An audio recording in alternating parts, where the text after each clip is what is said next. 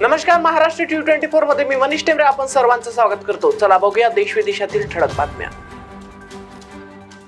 बीडमधील मस्साजोगचे सरपंच संतोष देशमुख यांच्या हत्या प्रकरणानंतर संपूर्ण महाराष्ट्रातून संताप व्यक्त करण्यात येतोय। अनेक दिवस उलटून देखील देशमुख यांच्या हत्या प्रकरणातील आरोपी फरार आहेत। दरम्यान आरोपींना अटक होत नसल्याने बीडमध्ये आज सर्वपक्षीय मोर्चा काढण्यात आला।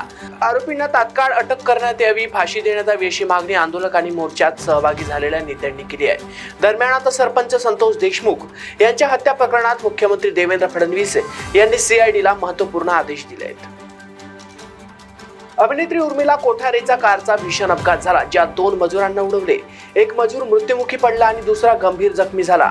उर्मिला आणि तिच्या ड्रायव्हरही जखमी झालेत।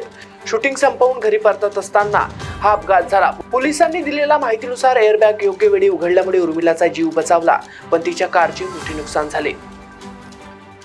बीड जिल्ह्यातील मस्साजोगचे सरपंच संतोष देशमुख यांच्यावर क्रूर हत्येवर आमदार सुरेश धस आणि जितेंद्र आव्हाड यांनी तीव्र प्रतिक्रिया व्यक्त केली आहे।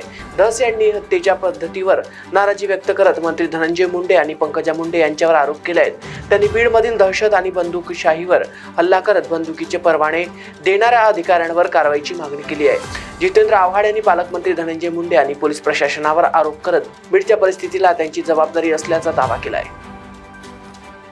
बीडमध्ये वंजारी समाजाच्या अनेकांची हत्या झाली आहे। मी देखील जातीनं वंजारी आहे, पण माझ्या बहिणीचं कुंकू पुसलं गेलं आहे। पुसलं गेलेलं कुंकू कोणी परत आणून देणार आहे का? तरी देखील आपण राजकारण करतो, या ताईच्या भविष्याचा कोणाला विचार आहे का? असा सवाल करत राष्ट्रवादी काँग्रेस शरदचंद्र पवार गटाचे आमदार जितेंद्र आव्हाड यांनी जोरदार हल्लाबोल केलाय। मी शांत बसणार नाही, यांच्या विरोधात लढणार असल्याचं आव्हाड यांनी म्हटलंय। तुम्ही वाल्मिकी का म्हणता? हा वाल्मिकी नाही, वाल्या आहे। वाल्याचा वाल्मिकी झाला होता, पण इथं वाल्मिकीचा वाल्या झालाय असल्याचं आव्हाड म्हणाले। संतोष देशमुख यांच्या हत्या प्रकरणात विरोधात बीडमध्ये सर्वपक्षीय मोर्चा काढण्यात आला। यावेळी जितेंद्र आव्हाड बोलत होते।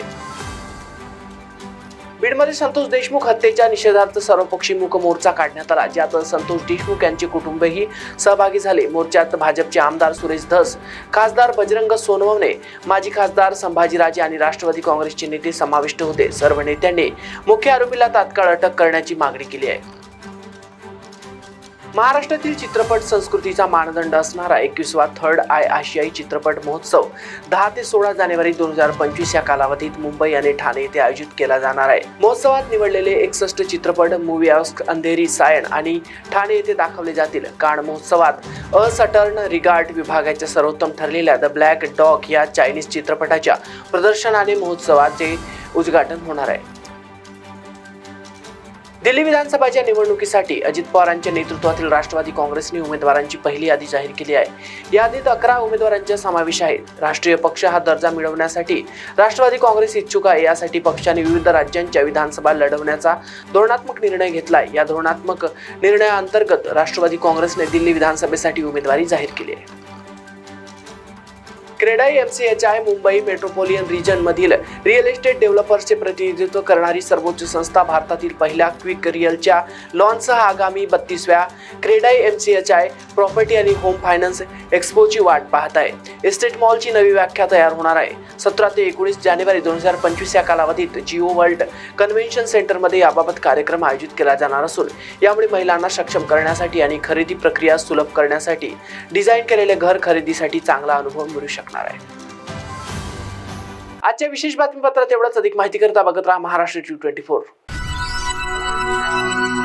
इस खबर के प्रायोजक है शिवशंकर आयुर्वेदिक क्लिनिक। अनुभवी डॉक्टर्स से सज्ज, सभी प्रकार के आयुर्वेदिक दवाइयाँ मिलने का एकमात्र स्थान। इनका पता Shivshankar ayurvedic clinic, doctor Mangala Ketkar hospital के सामने, महाजन मार्केट के पास, टेम्पल बाजार रोड, सीताबर्डी, नागपुर।